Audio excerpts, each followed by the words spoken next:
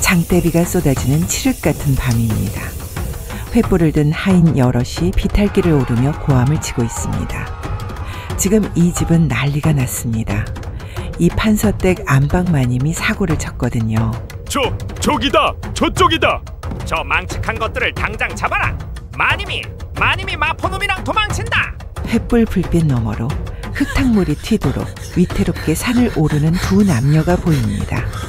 한 명은 이 집의 안방마님, 박씨 부인 43살입니다. 값비싼 비단 치맛자락이 흙물에 젖어 엉망이죠. 다른 한 명은 이 집의 젊은 머슴 마포, 25살입니다. 훤칠한 키에 다부진 어깨, 문 여성들의 마음을 흔들던 그 마포라지요. 마포가 박씨 부인의 손목을 거칠게 잡아채 끌어당깁니다. 마님, 거의 다 왔습니다. 이 손 절대 놓으시면 안 됩니다. 이대로 잡히면 우리는 모두 끝장이다. 조금만 더. 마님, 걱정 마십시오. 저만 믿으십시오. 이제 곧 놈들을 따돌릴 수 있습니다. 알고 있다. 너와 함께라면 이젠 어디든 좋아. 더는 그 지옥 같은 곳으로 돌아갈 수 없어. 저런 상스러운 것들! 마님, 당장 돌아오십시오! 가문의 수치입니다! 박씨 부인이 힐끗 횃불이 다가오는 아래를 내려다봅니다. 그녀의 얼굴에 스치는 것은 공포인가 아니면 경멸인가. 빗속에서 그녀의 입가에 희미한 미소가 번지네요. 두 사람의 모습이 어둠 속으로 사라집니다. 때는 바야흐로 조선 숙종 시절. 한양에서 가장 명망 높고 또 그 안방마님이 살아있는 부처라 칭송받던 이판서 댁이었습니다.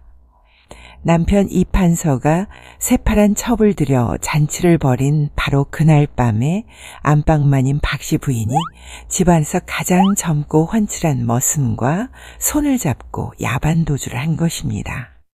다음 날 텅 빈 박씨 부인의 안방. 넋이 나간 하인들이 서성이고 있습니다. 사람들은 혀를 찼습니다. 아이고 쯧쯧, 오죽외로 오셨으면 이런 망측한 일을 저지르셨을까? 이 판서나리가 새 첩을 들이지 않았소? 그날 밤에 저렇게 홀연히 사라지시다니 심정이 오죽했을까? 그래도 그렇지. 이건 심했다고 보네. 그 마포라는 놈이 25이라지. 마님과는 나이 차이가 아들뻘인데 평생 부처 소리를 들으신 분이 어찌 가장 젊은 머슴놈하고 눈이 맞을 수 있나? 그러게. 겉으로는 평생을 남편과 아들을 위해 헌신하며 부처 소리를 듣더니 속은 음탕하기 짝이 없었구먼. 겉과 속이 다른 여자였어. 이 집안 꼴이 이게 뭐요? 과연 그랬을까요? 평생을 남편과 전처의 아들을 위해 헌신하며 부처 소리를 듣던 마님이 정말 그 모든 것을 버리고 새파란 종놈과 눈이 맞았던 것일까요? 이야기는 20여 년 전으로 거슬러 올라갑니다. 지금의 이 판서는 그저 가난하고 덤으로 3살 배기 아들까지 딸린 호라비 선비에 불과했습니다. 낡은 기와집에 잡초만 무성했으니 아무도 그에게 시집오려 하지 않았습니다. 양반가의 처녀들은 전처 자식까지 딸린 가난뱅이라니 하며 고개를 저었죠. 한편 한양박씨 상단의 대행수에게는 고민이 하나 있었습니다. 바로 외동딸 문제였습니다. 박씨 상단의 대행수가 딸 젊은 박씨 옆에 앉아 있습니다. 서진아, 왜 시집을 가지 않으려 하느냐? 아버지, 제가 시집을 가면 상단 일은 누가 합니까? 저는 장부 보고 거래하는 게 훨씬 재미있습니다. 그래, 상단 일에 미련이 많구나. 하지만 여자가 평생 혼자 살 수는 없지 않느냐? 아버지, 어차피 시집을 가야 한다면, 그렇다면 제가 원하는 조건으로 가고 싶습니다. 넌 정말 내 딸이로구나. 모든 걸 거래로 보는구나. 저한테 시집살이를 시킬 시댁이 없고 제가 미천을 대서 벼슬길에 올려보낼 수 있는 사람, 그런 사람에게 시집을 간다면요. 너 혹시... 네, 이명철 선비요. 전처 자식이 딸린 호라비. 시댁도 없고 돈도 없고 체면도 없어서 저한테 이것저것 시킬 여유가 없는 사람. 그리고 제가 미천을 대면 큰 벼슬까지 할 수 있는 제모. 그렇게 당시 박씨 부인은 전략적 결혼을 선택했습니다. 가난한 호라비 선비 이명철은 그녀의 투자처였던 것입니다. 하지만 그녀는 몰랐습니다. 그 전략적 결혼이 진짜 감정을 만들어낼 줄은, 전처의 아들을 진짜 내 아들처럼 사랑하게 될 줄은 말입니다. 그때였습니다. 23살 꽃다운 나이에 박씨 부인이 막 그 호라비 선비에게 시집을 왔습니다. 쭈뼛대는 어린아이, 3살 난 전처의 아들 인호가 멀찍이 서서 새어머니를 바라봅니다. 아가야, 내가 내 새어미다. 무섭지 않니? 새어미라고요? 괜찮다, 어미는. 너를 아프게 하지 않을 게다. 배고프지? 어미가 맛있는 거 해줄게. 박씨 부인은 묵묵히 살림을 시작했습니다. 그녀에겐 남편을 키울 수 있는 지혜와 바로 미천, 친정에서 몰래 가져온 재산이 있었거든요. 박씨 부인이 남편에게 조심스럽게 말을 꺼냅니다. 등불 아래 글을 읽던 남편의 얼굴은 피곤에 찌들어 있습니다. 나리, 이 책이 요새 귀하다고 합니다. 제가 우연히 시전에서 구했는데 나리의 과거 준비에 도움이 될까 합니다. 이게 성리대전이 아닌가? 부인, 이게 어디서 났소? 이거 한 권에 쌀 몇 가마 값인데. 제가 친정에서 받은 폐물을 조금 팔았습니다. 나리의 급제가 더 중요하지 않겠습니까? 그날 밤 박씨 부인은 전처의 아들 인호에게 손수 밥을 떠먹여줍니다. 천천히 먹거라, 아가야. 체한다. 아이고, 이 옷이 너무 얇고 해져서 어찌할까? 내일은 새 옷을 지어줄게. 고맙습니다, 어머니. 됐다. 이제 어미도 좀 먹어야지. 어머니도, 해보세요. 헤헤, 어머니도 밥 먹었어요. 나도 엄마 밥 줬어요. 그래, 난 내 어미다. 이 세상이 너를 누구의 아들이라 부르든 상관없다. 너는 내게 온 진짜 가족이다. 이 순간부터 박씨 부인은 살아있는 부처의 역사를 써내려간 것이죠. 20년간 남편을 판서로 키우고 전처 아들을 친아들처럼 사랑한 긴 이야기의 시작이었습니다. 몇 년 뒤 인호가 7살 되던 어느 날 아들 인호가 크게 앓기 시작했습니다.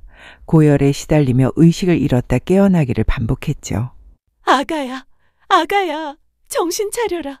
어미가 여기 있다. 아이고, 저것 좀 보십시오. 박씨 부인은 사흘 밤낮을 눈 한 번 붙이지 못하고 아이를 껴안은 채 뜬 눈으로 지샜습니다. 마치 친어머니처럼, 아니 친어머니보다 더 극진히 간호했죠. 허나 남편 이명철은 과거 공부에 바쁘다며 아이 곁에 단 한 번도 오지 못했습니다. 나흘째 되던 날 새벽, 아이가 드디어 눈을 떴습니다. 어머니. 인호야, 인호야, 정말 다행이다.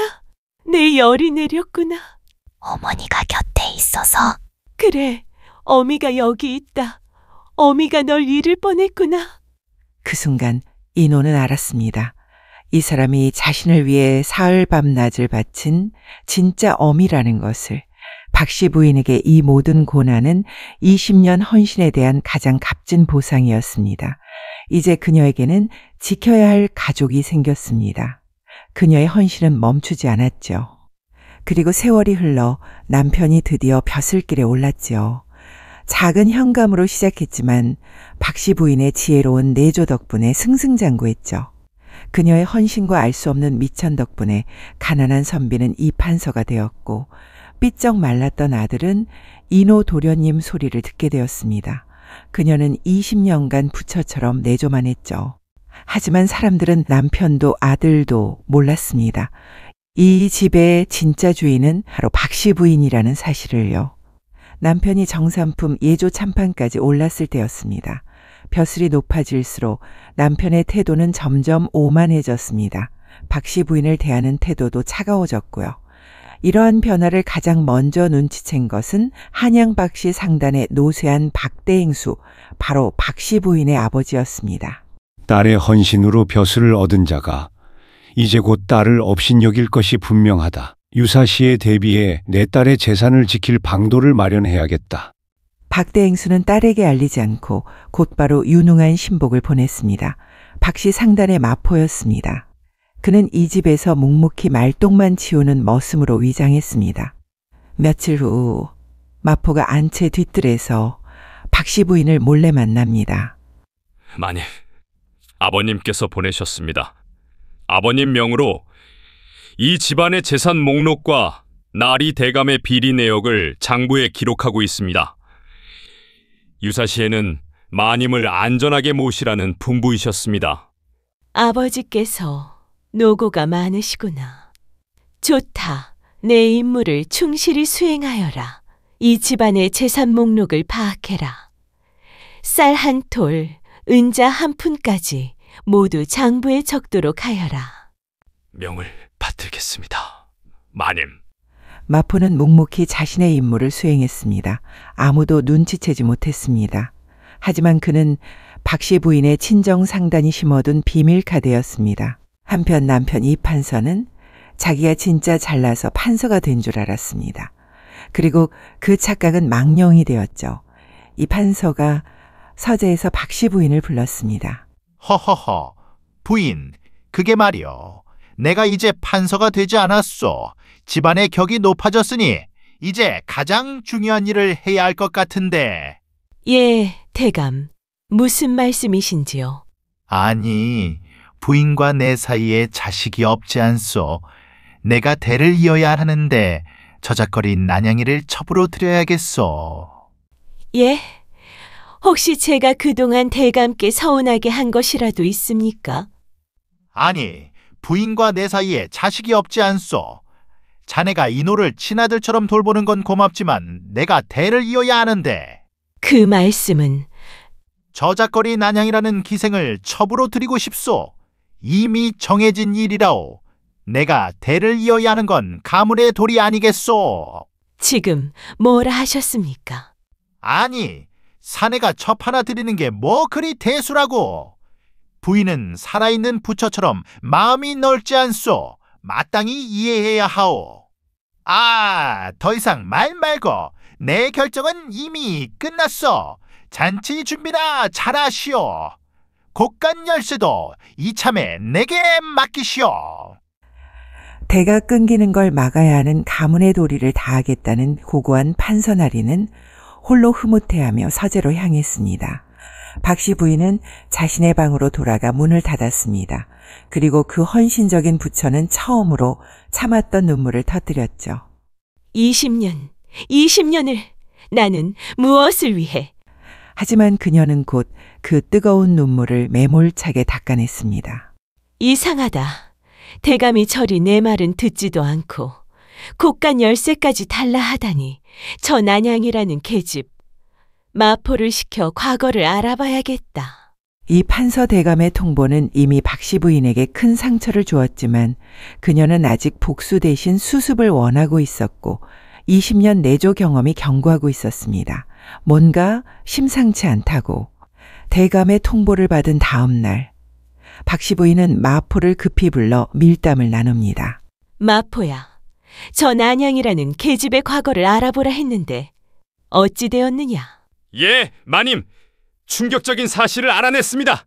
저 난양은 1년 전 남대문 밖 김부자 댁에 있었습니다. 자세히 말해보거라.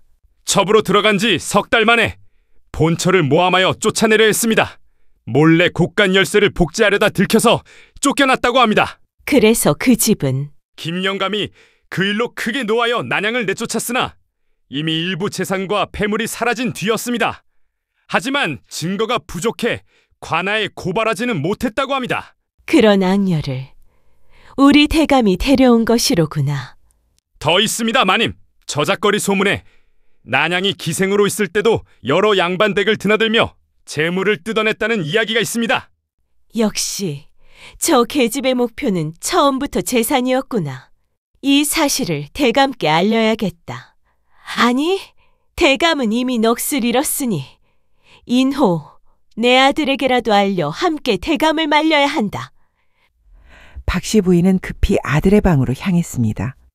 20년을 친아들보다 더 극진히 키운 그 아이, 밤새 앓을 때 눈 한 번 붙이지 못하고 간호했던 그 아이, 분명 어미의 마음을 알아줄 것이라 믿었습니다. 아들아, 내가 아비를 좀 말려다오. 저 난양이라는 계집은 이 집안을 거덜낼 것이야. 내가 사람을 시켜 그 악행을 모두 알아봤다. 어머니, 무슨 근거로 그런 말씀을 하십니까? 저작거리의 소문을 모두 믿으십니까? 소문이 아니다. 내가 확인한 사실이다. 내 아비가 저 계집에게 넘어가 곡간 열쇠까지 빼앗으려 한다. 어머니, 시끄럽습니다. 아들아, 넌 시끄럽다고. 내가 지금 우리 집안이 망할 수 있다고 하는데 네가 시끄럽다고. 어머니, 저는 공부해야 합니다. 그리고 솔직히 말씀드리면 어머니가 자식이 없으시니 아버지가 처벌드리는 것도 이해는 갑니다. 어머니가 참으시면 될 일을 왜 저까지 피곤하게 하십니까? 제 훈일도 생각하셔야죠. 내가 자식이 없다고. 너는 내 자식이 아니란 말이냐? 어머니, 저는 돌아가신 친어머니의 자식입니다. 어머니께서 저를 잘 돌봐주신 건 감사하지만 그건 어머니의 의무였지 않습니까? 아버지가 판서가 되어 이렇게 좋은 집에서 살 수 있는 것도 결국 아버지 덕 아닙니까? 의무.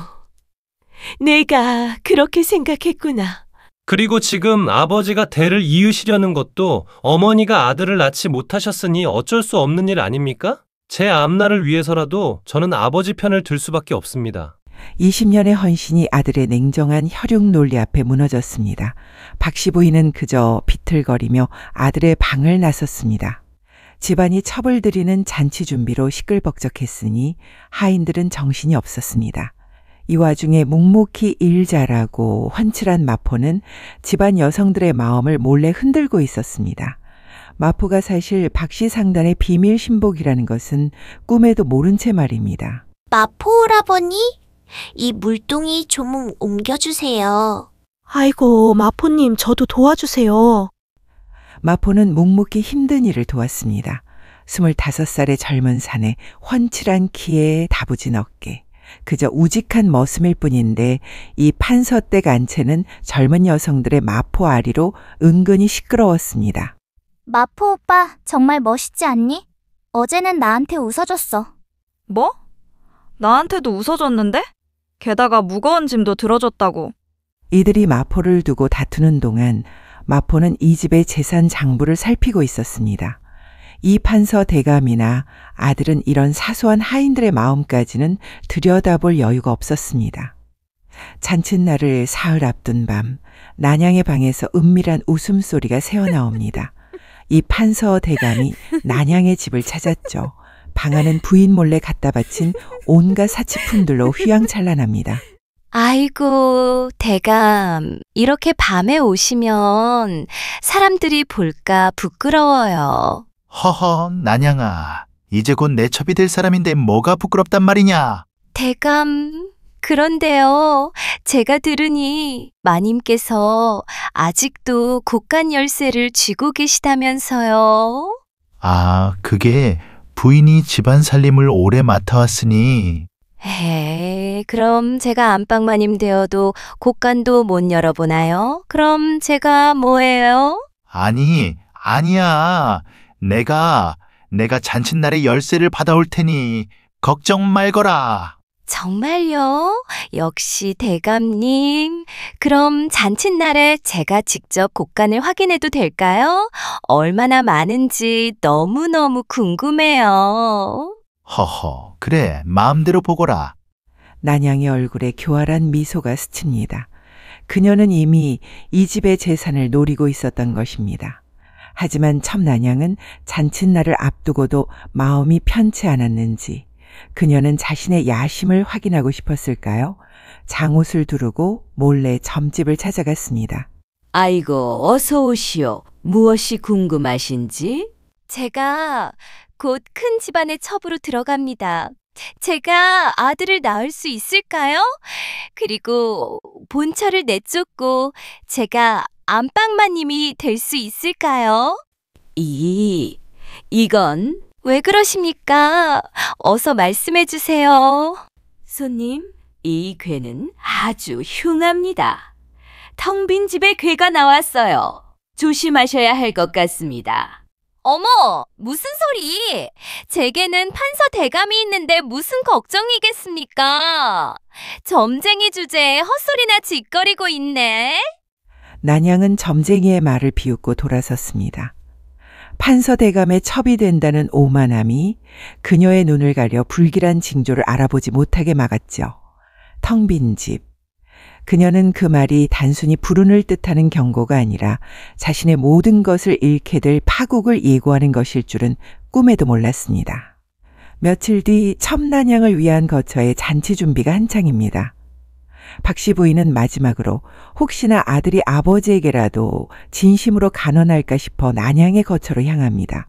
하지만 문틈 사이로 보인 광경은 박씨 부인의 가슴속 부처를 산산조각 냈습니다.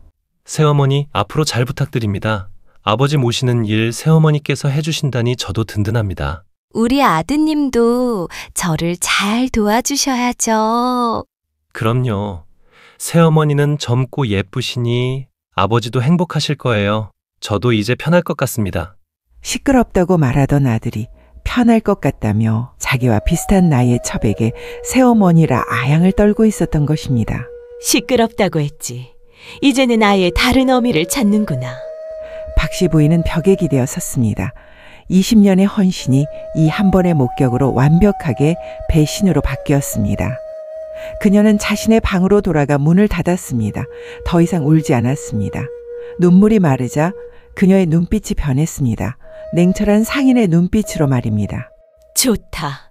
그대들이 원하는 대로 이제 박씨 부인은 사라진다. 그리고 20년간 이 집에 묶여 있었던 박씨 상단 대행수로 돌아갈 것이다. 그녀는 어머니도 아내도 아니었습니다. 그녀는 박씨 상단의 대행수로 돌아왔습니다. 20년간의 감정적 투자를 냉정하게 회수할 때가 된 것이죠. 밤이 깊었습니다. 박씨 부인이 장옷을 두르고 마구간으로 향합니다. 머슴 마포가 무릎을 꿇고 있네요. 마포야. 예, 대행수 마님. 보고를 들어야겠다. 지난 3년간 내가 파악한 이 집안의 재산 목록을 말해라. 예, 마님. 쌀, 어음, 금은보화, 토지문서 모두 마님께서 친정에서 가져오신 미천이거나 그 미천으로 불린 재산들입니다. 이 판서 대감이 벼슬로 번 돈은 거의 없습니다. 허허, 역시 이 집에서 진짜 주인은 나였구나. 마님, 무슨 명을 내리시겠습니까? 잔칫날 곡간을 비운다. 마님, 그렇게 하시면 이 집안은 텅 빈 폐가가 될 것입니다. 내가 20년간 이 집에 투자한 내 친정 미천, 쌀 한 톨, 어음 한 장 남기지 말고 모두 박씨 상단의 이름으로 돌려놓아라. 그리고 이 집안의 비리 장부를 작성하라. 예, 허면 마님께서는 어찌하실 작정이십니까? 나는 잔치를 망쳐야지. 잔치가 가장 무르익었을 때 나는 너와 함께 도망칠 것이다. 마님, 어찌 그런 마님의 명성이 땅에 떨어질까 두렵습니다. 명성, 허허, 그런 것이 무슨 소용이 있더냐. 저것들이 가장 바라는 그림으로 가야지. 늙은 마님이 젊은 머슴놈과 눈이 맞아 재산을 훔쳐 달아났다. 이것만큼 저 이판서의 체면과 내 아들놈의 훈리를 시궁창의 처박을 추문이 있겠느냐. 이게 내가 줄 수 있는 마지막 선물이다.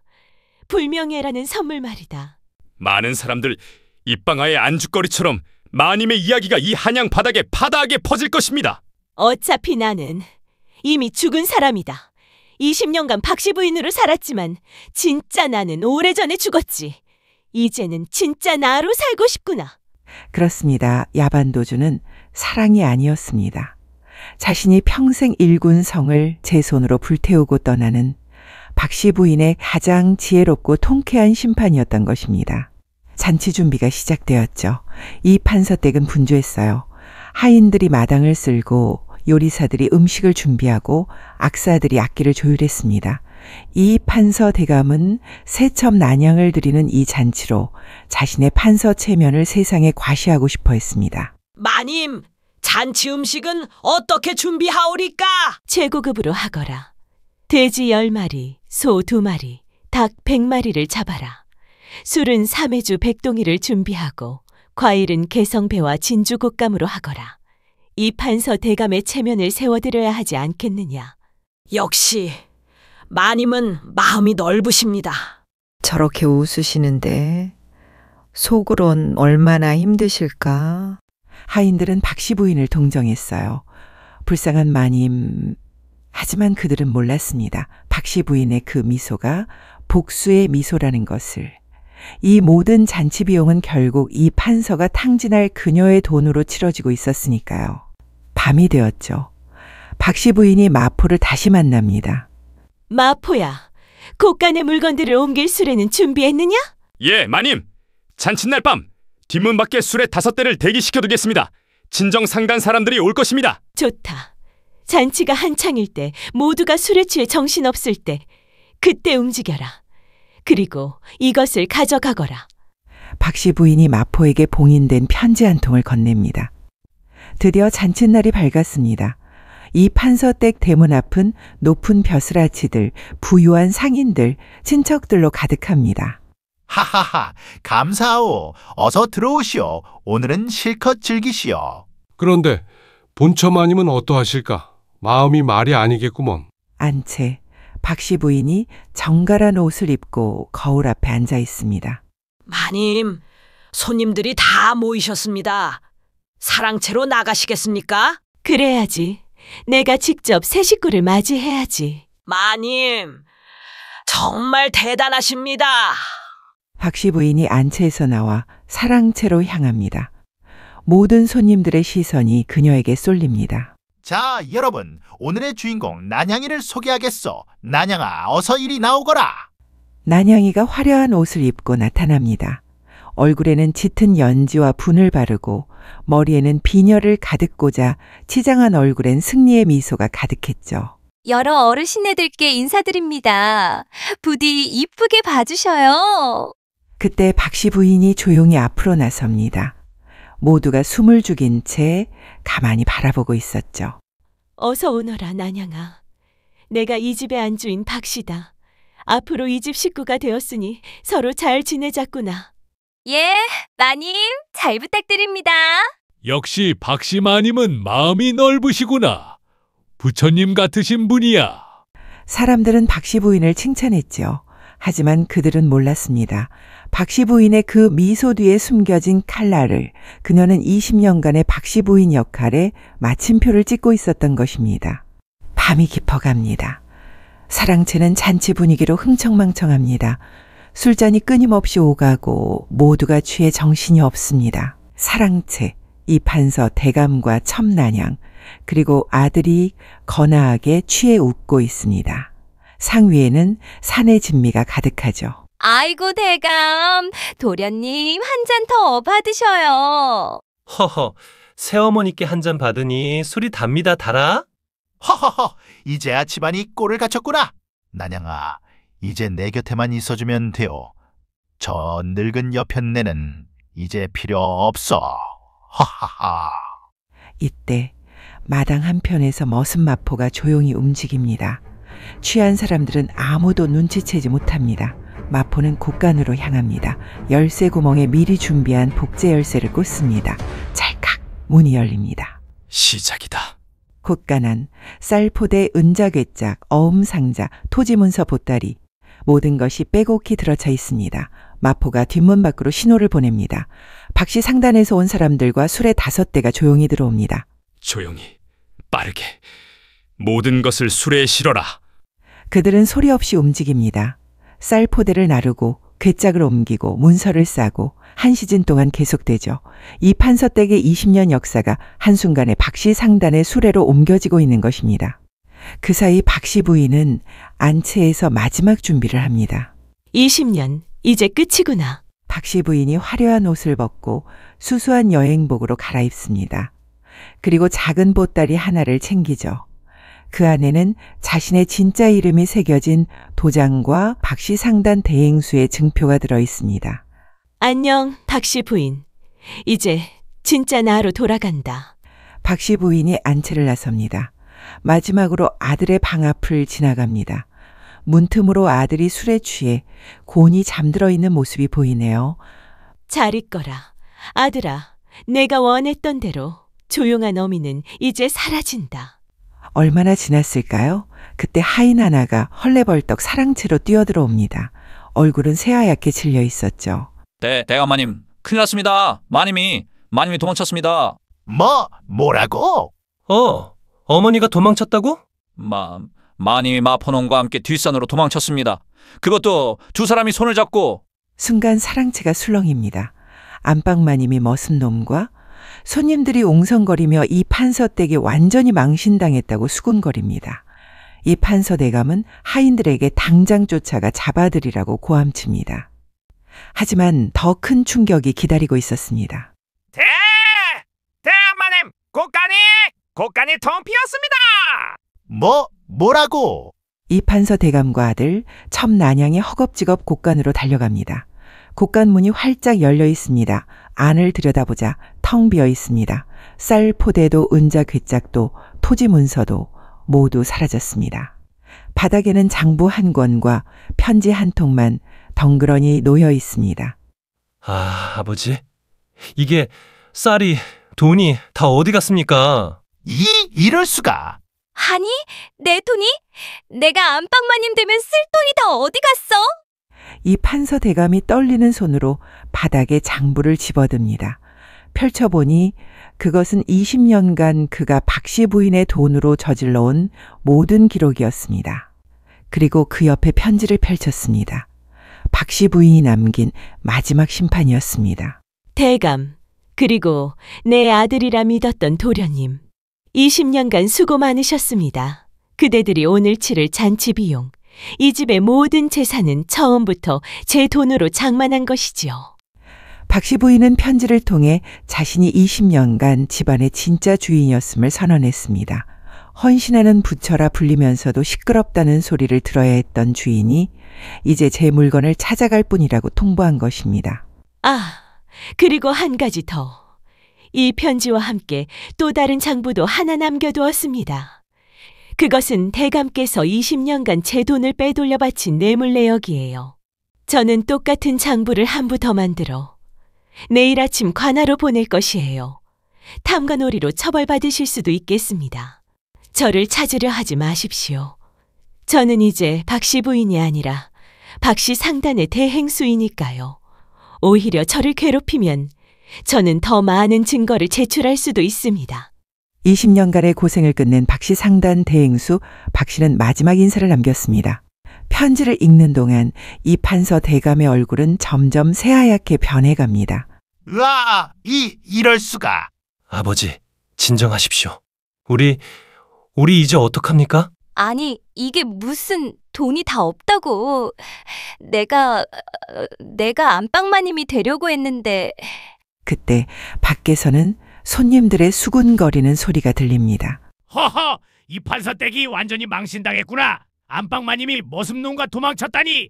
이건 한양에 소문이 퍼지겠어. 게다가 재산까지 다 없어졌다고. 이 집안은 이제 끝이야. 손님들이 하나둘씩 자리를 뜨기 시작합니다. 한때 부처 같은 안방마님으로 칭송받던 집안이 하룻밤 사이에 음탕한 여자가 젊은 머슴과 도망친 집이 되어버렸습니다. 내가 뭘 잘못한 거지? 나는 그저 첩 하나 드린 것뿐인데. 끝났다. 내 앞날이 다 끝났어. 머슴과 야반도주한 마님 아들이라는 소문이 한양에 퍼지면 나는 어떤 집안과도 혼처를 맺을 수 없어. 아니, 내 돈은?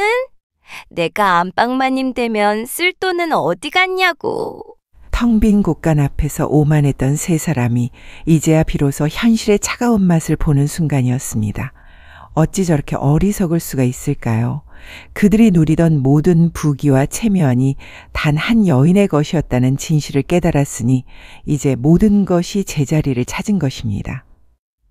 그날 오전 관아의 포졸들이 이 판서댁으로 들이닥쳤습니다. 집안은 간밤의 추문 때문에 이미 난장판이었습니다.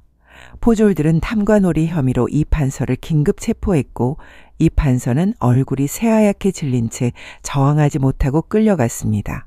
아들도 조사를 받게 되었고요. 첨난양은 재산이 없는 집에 남아봤자 소용없다는 것을 깨닫고 그날로 짐을 싸서 도망쳤습니다. 이 판서댁은 하루아침에 폐가가 되었죠. 1년이 흘렀습니다. 곳간에는 빈 먼지만 남았고 남겨진 장부는 그의 모든 죄를 증명했으니 이 판서 일가의 몰락은 이미 정해진 수순이었습니다. 야, 들었어? 이 판서가 제주도로 유배 갔다며? 당연하지. 안방마님은 머슴놈과 손잡고 도망갔다더라. 재산까지 싹 털렸대. 아이고, 그 도련님은 친어머니처럼 해준 은혜를 계모라고 무시하더니? 완전 망했지 뭐. 마님이 머슴이랑 눈이 맞았다는 소문 때문에 혼처도 못 구하고 새빵 신세래. 제주도 바닷가. 이 판서대감이 파도를 바라보며 후회를 하고 있네요. 내가 잃어버린 건 재산이 아니었어. 20년간 나를 빛나게 해준 진짜 보석을 내 손으로 버렸지. 한양 누추한 새방. 아들 인호가 눈물 흘리며 중얼거립니다. 어머니, 제가 너무 어리석었습니다. 저작거리 허름한 주막. 첨 난양은 술상을 나르고 있어요. 손님들이 수군댑니다. 그들은 후회했죠. 그럼 우리 박씨 부인은 어떻게 되었을까요? 푸른 바다 위 거대한 배 한 척이 파도를 가르며 나아가고 있습니다. 박씨상단이라는 깃발이 바람에 펄럭이고 있죠. 갑판에 서 있는 여인, 화려한 상인복을 입고 머리를 높이 올린 박씨 대행수입니다. 마포야, 저기 보이지? 저기가 청나라야. 예, 대행수님. 곧 청나라 상인들과 큰 계약을 맺게 될 것입니다. 좋아. 조선을 넘어 청나라, 일본, 유구국까지 우리 상단의 이름을 크게 떨칠 것이다. 20년간 나는 박씨 부인이었지.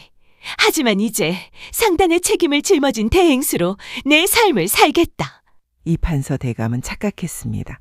자신이 잘나서 판서가 된 줄 알았죠. 아들도 착각했습니다. 아버지 덕분에 부유하게 산 줄 알았죠. 하지만 진실은 20년간 묵묵히 뒤에서 모든 것을 일군한 여인이 있었다는 것. 그녀가 떠나자 텅 빈 곳간만 남았습니다. 박씨 부인은 부처라 불렸지만 결국 사람이었습니다. 시끄럽다는 말에, 의무라는 말에 상처받는 사람이었죠. 그래서 그녀는 선택했습니다. 자신이 일군 것을 되찾고 자신의 이름으로 사는 것을. 세상은 그녀를 욕했지만 푸른 바다 위에 선 그녀의 얼굴은 20년 만에 처음으로 환하게 웃고 있었습니다. 오늘 이야기는 여기까지입니다. 재밌게 보셨다면 좋아요와 구독 부탁드립니다. 다음에 또 흥미진진한 이야기로 찾아뵙겠습니다.